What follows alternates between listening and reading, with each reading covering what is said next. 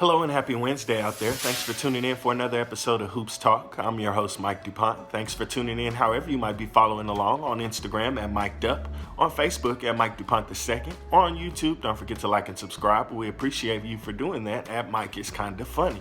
So let's just dive right in. Today is Wednesday, January the 8th. Looking to Vegas for last night's hoops action. So far, we are 4-1 in our last 5 picks after Sacramento and Phoenix last night. The points total on that one was 226.5. We did advise you to take the under if you could find it. And the Kings got a 114-103 victory against the Phoenix Suns last night. The points total on that one was 226.5. We did advise you to take the under if you could find it. And the Kings got a 114-103 victory against the Phoenix Suns last night, behind 27 points from De'Aaron Fox. 6 scorers finished with at least 10 points or more for the Kings. A little bit of local flavor to it. The Denver Nuggets are at the American Airlines Center tonight to take on the Dallas Mavericks. That is also a nationally televised contest that will be on ESPN, a 6:30 tip-off tonight. The total points on that one is going to be 220.5 points. If you can find that, I would recommend that you take the over. Of course, I'm not going to just tell you to take the over. I'm going to give you a few reasons why. Starting with number one, across their last 5 games, the Nuggets are averaging 117 points in their last 5 contests. And they're coming off a career-high 47-point performance from Nikola Jokic that was accompanied by 0 turnovers in that win, which was a 123-115 win against the Hawks. Again, Denver is averaging 117 points per contest in their last 5 games. The Dallas Mavericks are coming off of a 118-110 victory over the Bulls behind a 38-point, 11-rebound, 10-assist triple-double from Luka Doncic. And in their last 5 contests, let me tell you, the Dallas Mavericks have been averaging 111 points per contest across their last 5 games. Now, one of those games was an overtime finish against the Charlotte Hornets. That's worth pointing out. But still, nonetheless, you add those together. And I tell you all the time, I wasn't a math major. It's obvious. I'm sitting in my apartment. I wasn't a math major. But that points total is going to be 228, on average across their last 5 games. And both of these teams are very much high-octane, push-the-tempo type of offenses. If you've seen Luka Doncic and you've watched him play, that does not change his attack regimen. Nonetheless, he's going to be looking to move the ball. He's going to be looking to get people involved, and the Mavericks are going to be looking to get shots up. Now, the Nuggets are very much the same. They don't have a primary facilitator, so to speak, although many would argue it's Nikola Jokic. I would love to hear from you if that's your thought.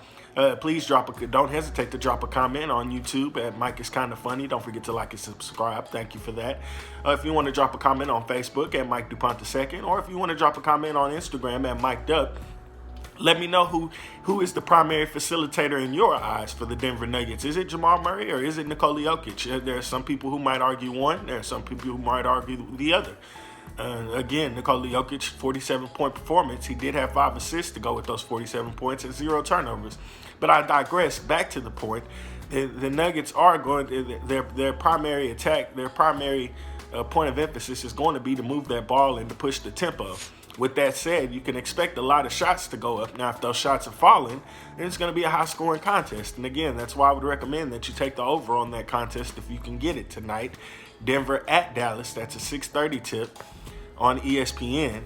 The points total is going to be 220.5. I would recommend to take the over if you can find that. Now, just a quick look at a few other games, a notable contest on tonight. There is a doubleheader on ESPN. We covered the first half of the doubleheader.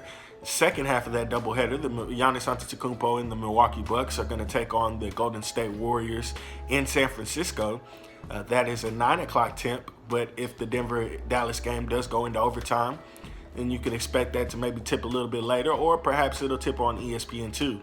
Again, that's a 9 o'clock tip projected for the second half of that ESPN doubleheader between the Milwaukee Bucks and the Golden State Warriors tonight. Also in action, looking across the Southwest Division, Four of the five teams in the Southwest Division are in action tonight. The San Antonio Spurs are at Boston to take on the Celtics.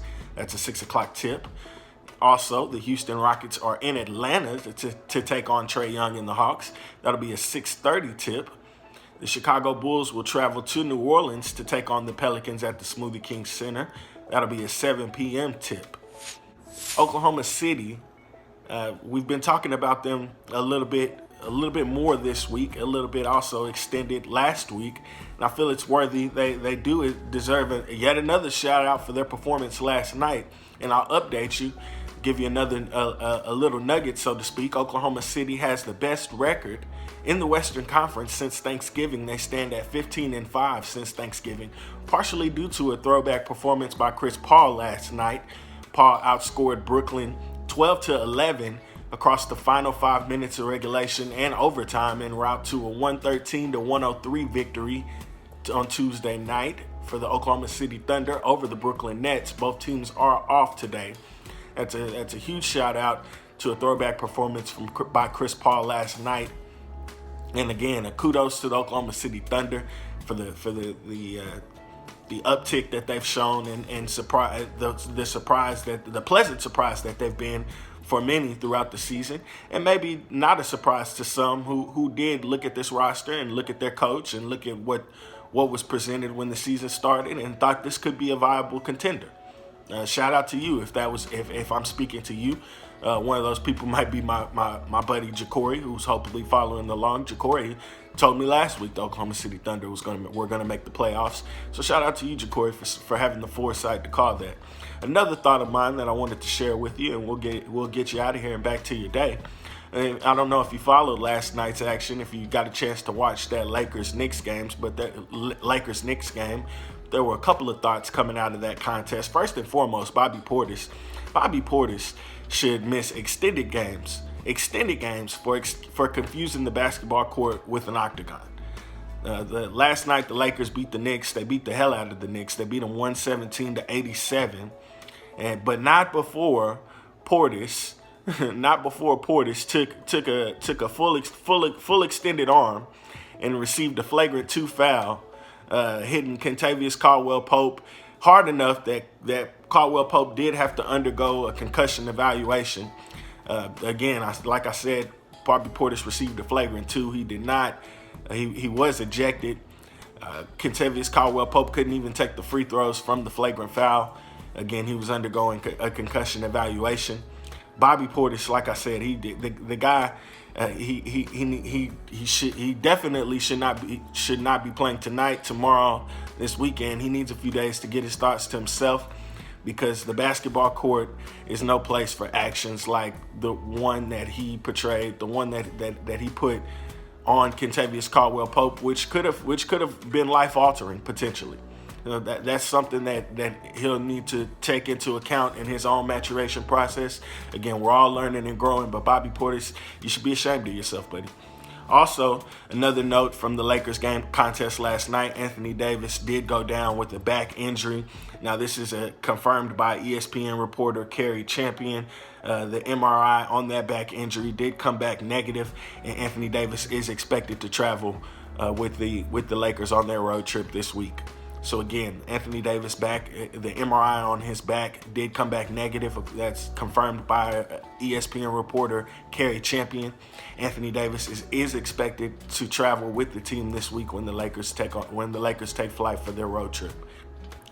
Again, thanks for tuning in. Don't forget to like and subscribe at Mike is Kinda Funny on YouTube, or if you might be following along on Instagram or on Facebook at Mike DuPont II, or on Instagram at Mike Dup. Don't forget to drop a line in the comments and let us know what you think on the news and notes for the day. Again, thanks for tuning in. Have a blessed day.